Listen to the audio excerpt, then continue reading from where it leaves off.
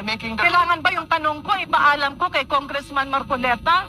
Binanggit ko lang po na natanong na po kasi ni Congressman Erice yung pong katanungan ng ating That's why, Mr. Chair, Mampabatas. I mentioned that my questions is in line with the question of Congressman Erice. That's why I'm setting the premise. Let's move forward, Mr. Chair. Ano po ba ang kinakatakutan ni Congressman Marcoleta sa mga katanungan ko? wala po. Tirin po natin ang oras.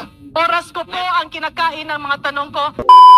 The Secretary of the Department of Public Works and Highways, the former Secretary, can you give us a very brief flow of how projects are listed in the National Expenditure Program?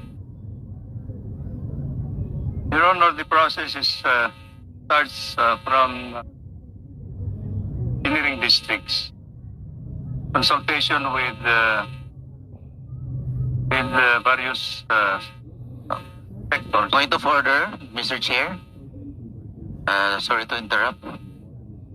Hindi po kaya nabanggit na po ni Secretary Bonoan yung tanong po ni Congresswoman Garin sa pagtatulong po ni Congressman Erice. This is just a duplication of the question propounded by Congressman Erice.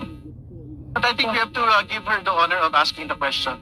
Even if it's a repetition of what was asked Mr. Chair, earlier. what rule did my question violate? May I appeal to our colleagues, magrespetuhan tayo. Kung tiyempo nyo naman, pwede kayong magtanong.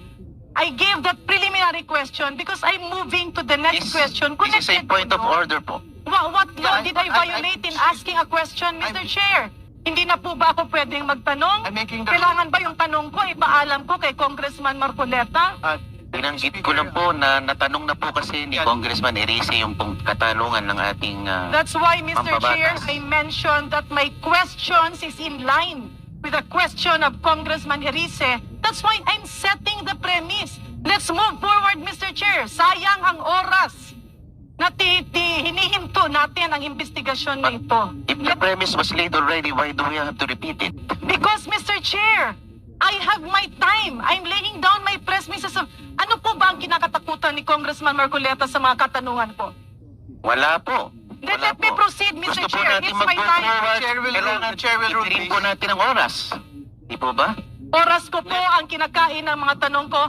And Mr. Chair, may I move that my time be sent back to point zero? Yes, let the Deputy Speaker proceed, please. Thank you. The chair has moved.